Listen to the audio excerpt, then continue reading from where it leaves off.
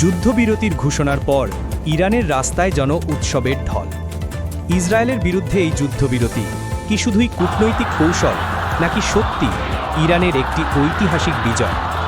Israel ও ইরানের মধ্যে ছায়াযুদ্ধ বহুদিন, তবে গত কয়েক সপ্তাহে এই সংঘাত সরাসরি ও তীব্র আকার ধারণ করে।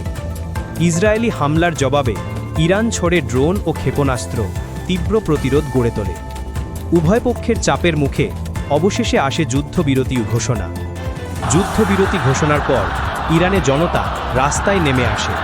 কেউ বলছে ইসরায়েলকে পরাজিত করা হয়েছে। রাষ্ট্রীয় মিডিয়াতে ইরানের সামরিক দক্ষতা, প্রতিরোধ ও কৌশলের প্রশংসা চলছে। আতশবাজি, স্লোগান, আমরাই জিতেছি। ইসরায়েলের সঙ্গে দীর্ঘ সংঘাতের পরে আজ ইরানের রাস্তায় যেন উৎসবের ঢল।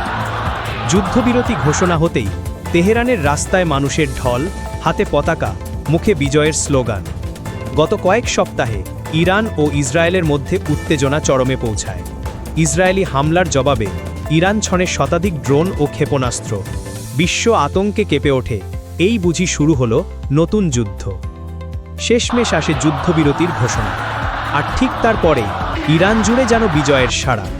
তেহরানে আতশবাজি, রাস্তায় মিষ্টি বিতরণ, হর্ন বাজিয়ে মানুষ বিজয় উদযাপন করছে।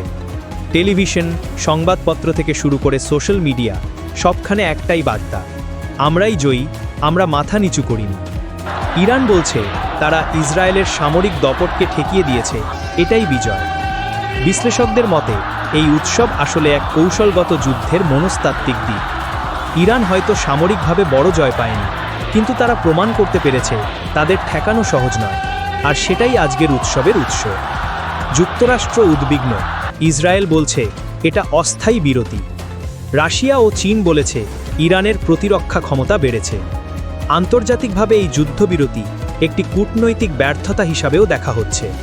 তবে ইরান স্পষ্ট করে দিয়েছে এই উৎসব শুধু সাময়িক জয় নয়, বরং একটি বার্তা, আমরা প্রস্তুত আরও বড় সংঘর্ষের জন্য। ইরান উৎসব করছে ঠিকই, কিন্তু পেছনে চলছে সামরিক প্রস্তুতি। পারমাণবিক কর্মসূচি আবার জোর পাচ্ছে, সাঁজোয়া বাহিনীর মহড়া বাড়ছে। ইসরায়েলও চুপ করে বসে নেই, তারা কৌশল বদলাচ্ছে। যুদ্ধবিরতি হয়তো চলছে, কিন্তু লড়াই শেষ নয়। ইরানের রাস্তায় আজ উৎসবের ঢল, কিন্তু তার নিচে চাপা পড়া গল্পগুলো কি শুনতে পাচ্ছি আমরা? এটা কি সত্যিকারের বিজয়, না আরও বড় ঝড়ের পূর্বাভাস? কমেন্ট করে জানাও তোমার বিশ্লেষণ কি বলে।